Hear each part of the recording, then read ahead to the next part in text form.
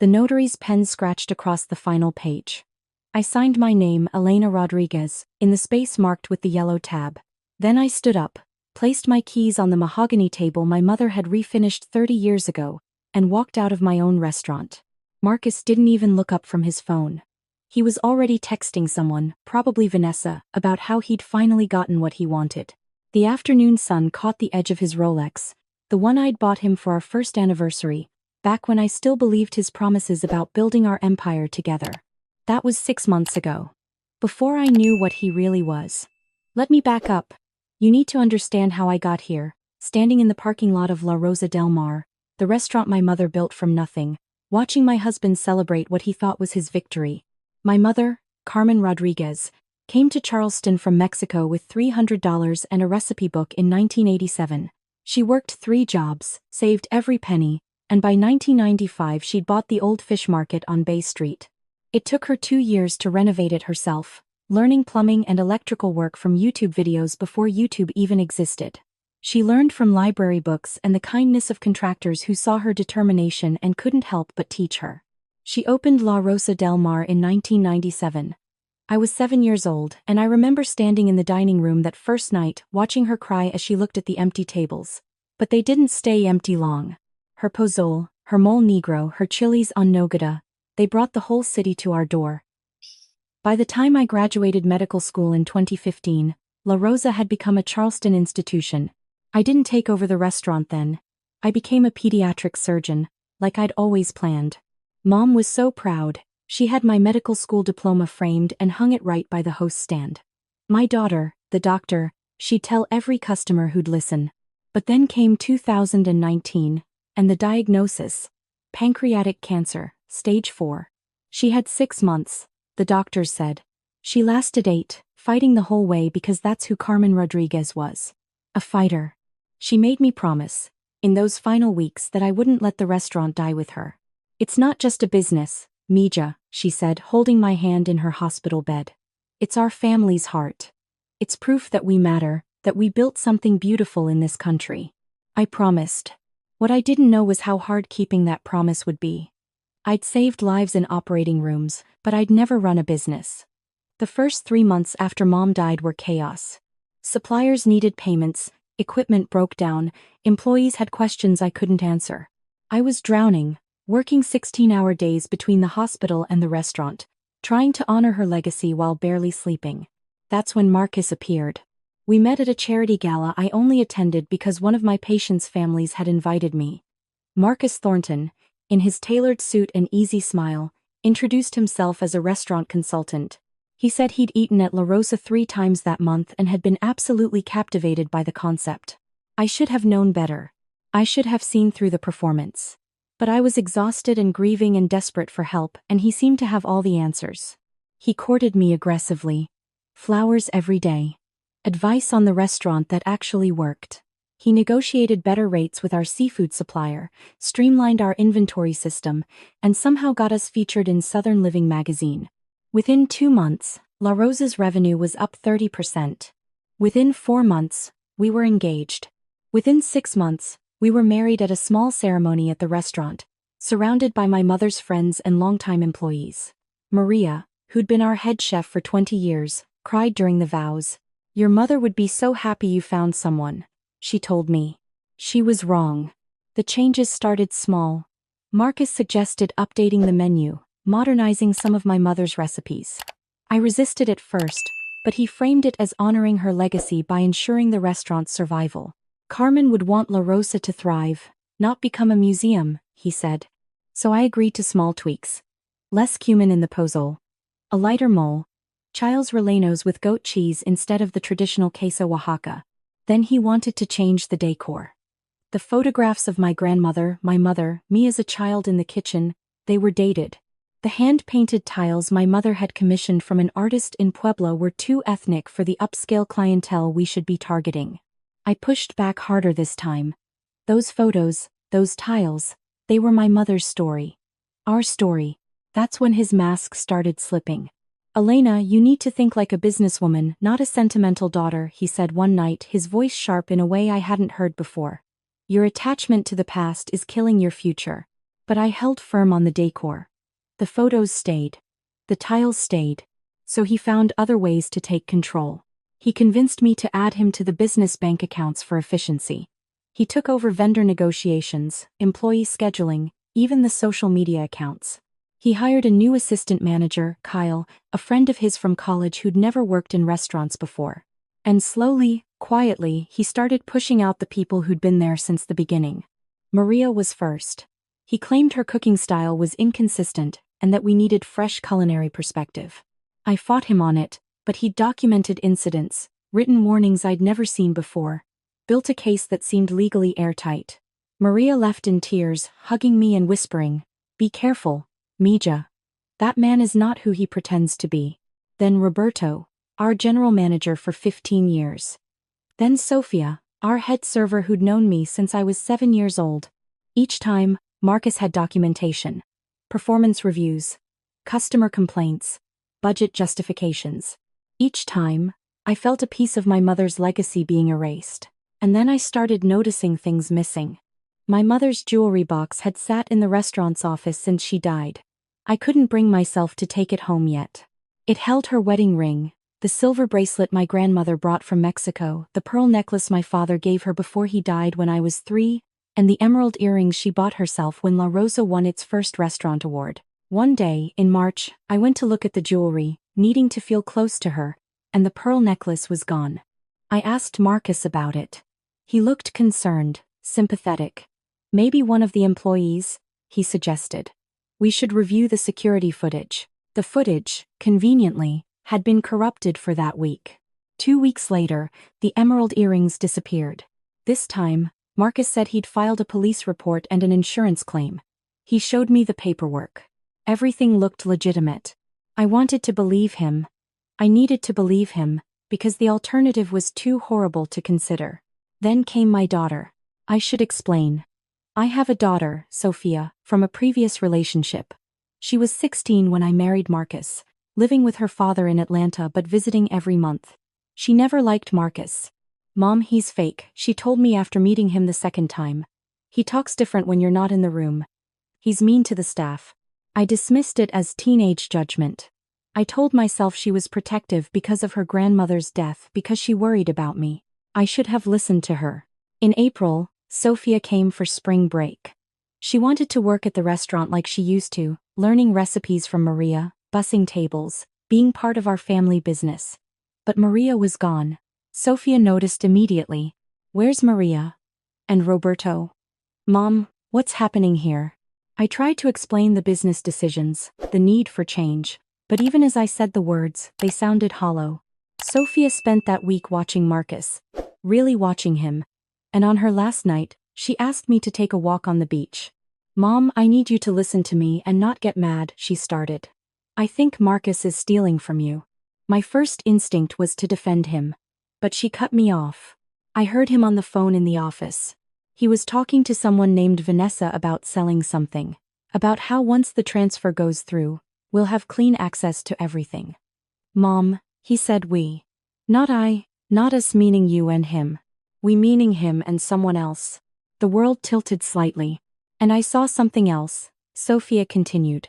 "That emerald jewelry you said was stolen? I saw a woman wearing identical earrings in a photo on his Instagram. Her name is Vanessa Thornton. Mom, I think that's his sister." I went home that night and did what I should have done months earlier. I searched Marcus Thornton's background. What I found made my blood run cold. 3 previous marriages. Each to women with established businesses or family money. Each marriage ending in divorce within 3 years. Each woman left with significantly less than she'd started with. And Vanessa Thornton wasn't just his sister. She was his business partner. They ran a consulting firm together that specialized in restaurant acquisitions and optimization. They were running a con. On me. On my mother's legacy. I sat in my daughter's room that night, watching her sleep like I used to when she was little, and made a decision. I would not let them win. I would not let my mother's life's work become another line item in their portfolio. But I couldn't just confront Marcus. Men like him always had contingency plans, insurance policies, legal maneuvers. I needed help from someone who understood the law as well as he understood manipulation. The next morning, I called Diana Park. Diana had been my mother's attorney for 20 years. She'd drawn up Mom's will, handled the restaurant's incorporation, navigated every legal challenge La Rosa had ever faced. She was in her late 30s, brilliant, and absolutely ruthless when protecting her clients. She was also the last person Marcus wanted me talking to. He'd been suggesting for months that we needed younger, more aggressive legal counsel and that Diana was too attached to the past to see the future. Now I understood why. I met Diana at her office early on a Monday morning, before the restaurant opened. I told her everything. The missing jewelry. The fired employees. Sophia's overheard conversation. The background check I'd run. Diana listened without interrupting, taking notes on her yellow legal pad. When I finished, she looked up at me with an expression I couldn't quite read. "Elena, how much do you trust me?" she asked. "Completely," I said. "Then I need you to do exactly what I say, and I need you to trust that what looks like losing is actually winning. Can you do that?" I thought of my mother, of her 8-month fight when she'd been given 6. Of how she'd built an empire from $300 and pure determination. Of how she'd made me promise to protect what she'd built. "Yes," I said. Diana opened her laptop and pulled up a file. "Your mother didn't just leave you the restaurant, Elena. She left you something much more valuable." She turned the screen toward me. It showed a trust document, dated 3 weeks before my mother died. "Carmen came to me when she got her diagnosis," Diana explained. "She was worried about what would happen to La Rosa after she was gone. She knew you were a doctor, not a restaurateur. She was afraid someone might take advantage of you during your grief." I felt tears building as I read the document. She created an irrevocable trust called Carmen's Heart. The trust owns the trademark to La Rosa del Mar, all of your mother's original recipes, the rights to the name, and even the specific tile designs and decor elements. Basically, everything that makes La Rosa what it is belongs to this trust. And you're the sole trustee. "But the restaurant itself, the restaurant is just a building and some equipment," Diana interrupted. "Anyone can own it. But only the trust, which means only you, can legally operate a business called La Rosa del Mar or use your mother's recipes commercially. Do you understand what that means?" I was starting to. "It means Marcus can own the physical space, but he can't actually run La Rosa without your permission. And your mother made sure that permission can never be transferred, sold, or signed away. Not even by you. The trust is irrevocable. Does Marcus know about this?" I asked. Diana's smile was predatory. "Not yet. Your mother's instructions were clear. Only tell you when you needed to know. I think that time has come." Over the next 3 weeks, Diana and I built a plan. It required patience. It required me to pretend everything was normal while watching Marcus systematically take apart my mother's legacy. It required me to act weak when I was actually stronger than I'd ever been. But I did it. Because my mother had prepared for this. She'd protected me from beyond the grave. Marcus made his final move in early May. He came home one evening with his own attorney, Richard Blackwood, a slick corporate lawyer from one of Charleston's white shoe firms. And with Vanessa. Seeing her in person, wearing my mother's emerald earrings, nearly broke my composure. But I held steady. "Elena, we need to talk about the restaurant's future," Marcus began, his tone condescending in a way it had never been at the beginning. He didn't even bother to pretend anymore. "The business is struggling. I've been keeping it afloat, but we need to make some structural changes." Richard pushed a stack of papers across the table. "These documents will transfer the restaurant into an LLC owned by Marcus and his sister, Vanessa.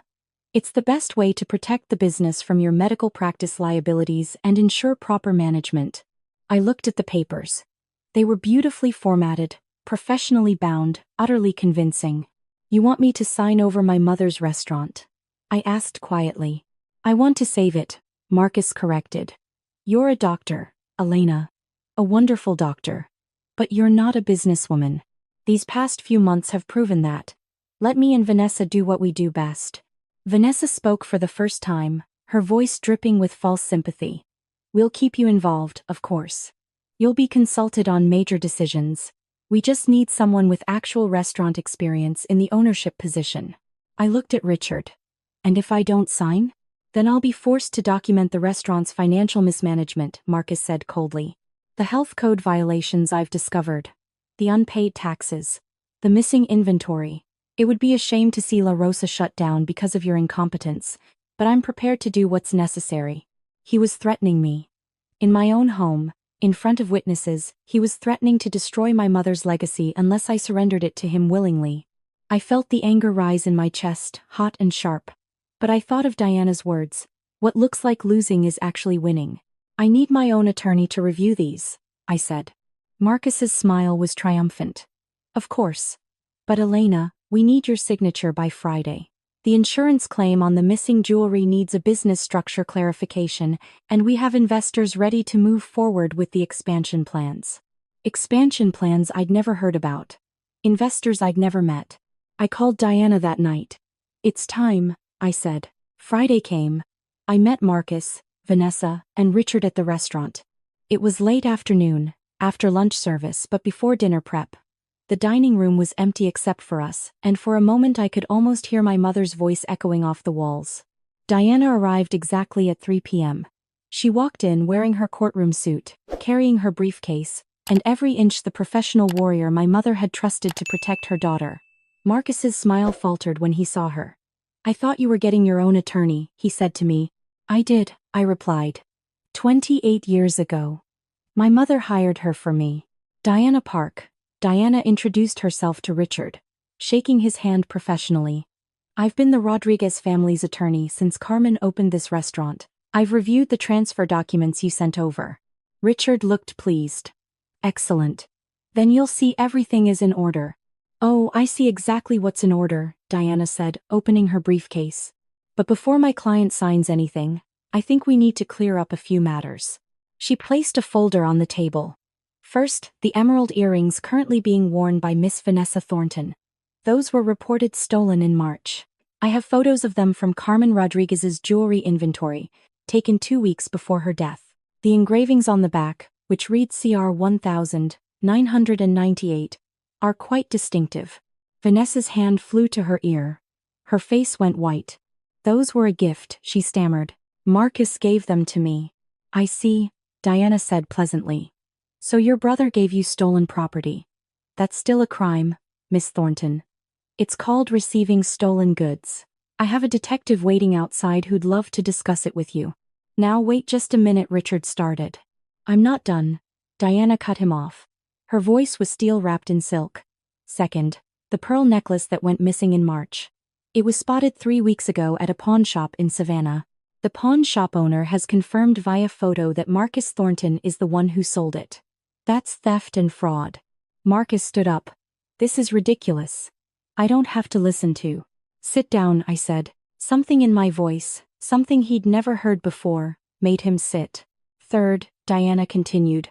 The transfer documents you've presented are based on a fundamental misunderstanding of what Elena actually owns. The restaurant's physical space, yes, she owns that. But the trademark, the recipes, the name La Rosa del Mar, the tile designs, even the specific decor elements, those are all owned by an irrevocable trust called Carmen's Heart. She placed another document on the table. Elena is the trustee, but she cannot sell, transfer, or sign away the trust's assets. They're protected in perpetuity. So even if she signs your documents and gives you the building, you'll own an empty space that you cannot legally operate as La Rosa del March. You can't use the recipes. You can't use the name. You can't use anything that makes this restaurant what it is. I watched Marcus's face as understanding dawned. Then denial. Then rage. That's impossible, he said.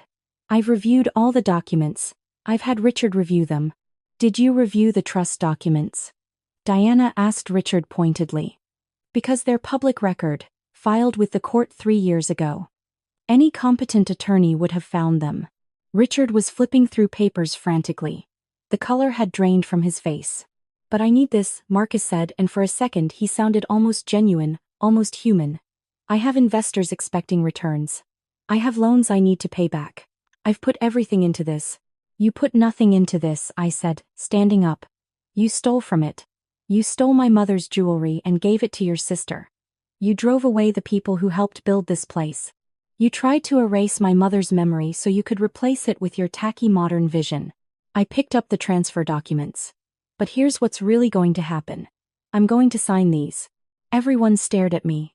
Even Diana looked surprised. I'm going to sign them, I repeated, because I want to watch what happens next. I signed my name on every page, initialed every yellow tab, just like the notary had shown me. Then I pushed the papers back across the table. Congratulations, I said to Marcus. You now own a building on Bay Street. The lease agreements with the equipment vendors are all in the trust's name, so those won't transfer. The liquor license is attached to the trademark, which is in the trust, so you'll need to apply for a new one. The contracts with our suppliers all require the use of Carmen's original recipes, which you don't have rights to, so those will be cancelled. I stood up and took the keys from my purse. My mother's keychain with the little chili pepper charm she'd bought in Mexico on her last trip home. The trust will be opening a new location next month, I continued. Same recipes, same name, same decor. We've already secured a waterfront property 3 blocks from here.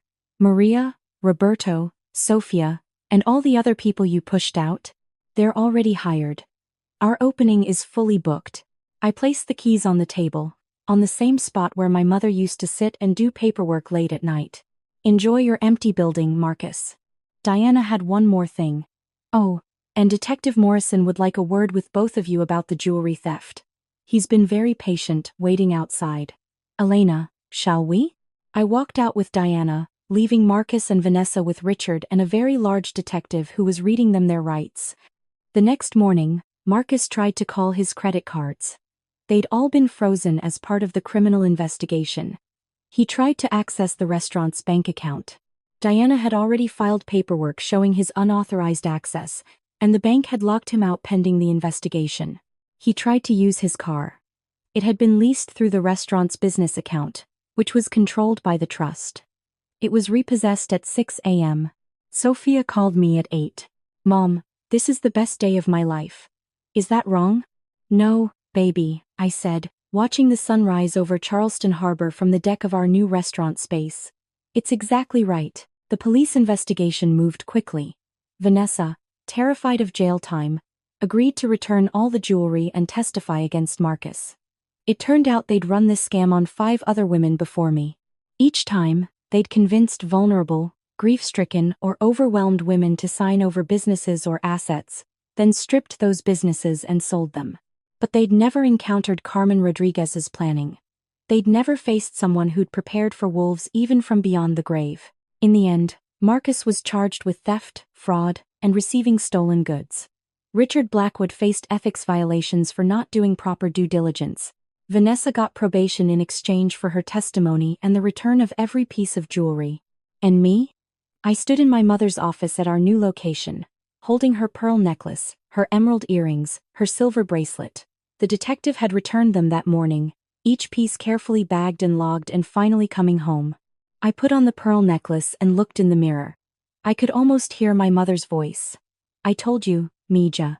Always protect what matters. La Rosa Del Mar reopened on June 15th, exactly 22 years after my mother's original opening day. Maria was back in the kitchen, making pozole from Carmen's exact recipe. Roberto was managing the front of house like he'd never left. Sofia was there too, having decided to take a gap year before college to learn the business that was her birthright. We hung all my mother's photographs in the new space. The hand-painted tiles from Puebla II. Diana had made sure those were explicitly included in the trust documents. We even used the same tables and chairs, which legally belonged to the trust, not the building. On opening night, we were packed. Every table full. A line out the door. And in the old building 3 blocks away. Marcus tried to open a restaurant called Thornton's Modern Coastal Cuisine. He lasted 6 weeks before closing due to lack of business and mounting legal fees. I heard he's working as a server at a chain restaurant in Colombia now. His sister moved to Florida. I don't think about them much anymore. Instead, I think about my mother, about her wisdom in protecting me when I was too trusting to protect myself. I think about Sofia, learning to make mole negro in the same kitchen where I learned from my grandmother. I think about the community that rallied around us, the customers who followed us to our new location because they understood La Rosa wasn't about a building, it was about family, legacy, and love cooked into every dish. Last month, we won the James Beard Award for Best Regional Restaurant. I accepted it wearing my mother's emerald earrings, holding the trophy high. This is for Carmen Rodriguez, I said in my speech, who taught me that what we build with love can never be stolen. It can only be shared. The restaurant was more than packed that night. It was alive. Filled with laughter and music and the smell of my mother's recipes, exactly as she'd made them. And somewhere, I know she was smiling. They say just forget. Move on like it's easy. But forgetting you feels like remembering someone I've never seen. I've been trying to erase you from the places in my mind, but the harder that I fight it, the more you're hard to leave behind. Every memory keeps slipping through the cracks I try to close, like a face I should remember, but somehow never know. Forgetting you feels impossible, like chasing something I can't hold, like trying to remember someone that I've never even known. I keep reaching through the silence for a past I can't undo, 'cause letting go of what we had feels like losing something true. Every moment turns to fragments, every thought just fades to blue, like I'm searching for a feeling that still only leads to you. Forgetting you feels impossible, like chasing something I can't hold, like trying to remember someone that I've never even known. I keep reaching through the silence for a past I can't undo, 'cause letting go of what we had feels like losing something true.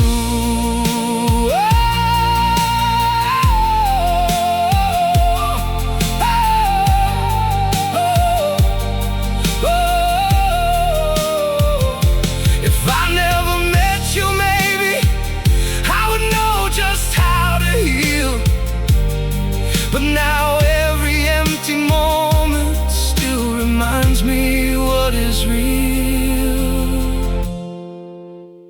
Forgetting you feels impossible, like chasing something I can't hold, like trying to remember someone that I've never even known. I keep reaching through the silence for a past I can't undo, 'cause letting go of what we had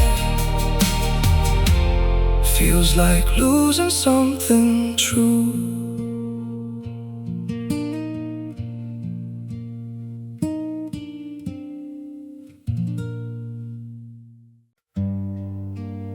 Some days feel off, like I'm standing but still falling. A little pain, a little tired, and no one to tell it all to.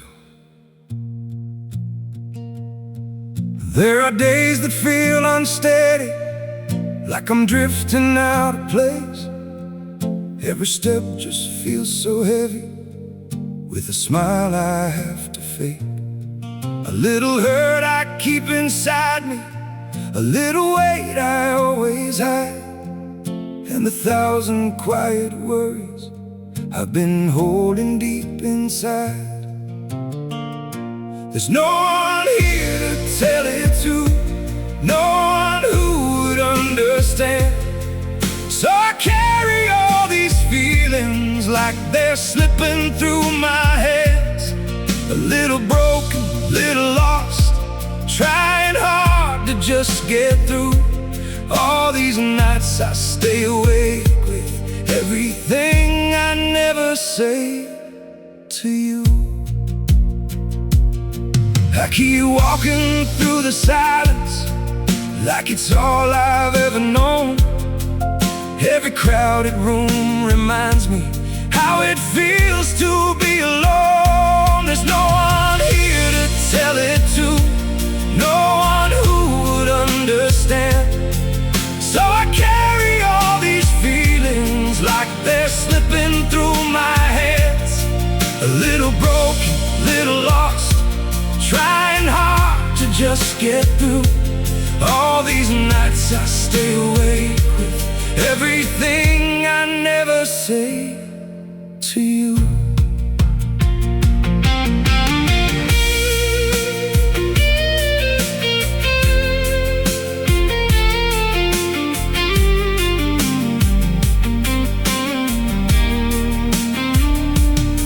Maybe one day I'll be stronger, maybe I'll learn how to speak, but for now I keep it buried in the parts of me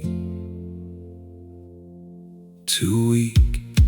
There's no one here to tell it to, no one who would understand.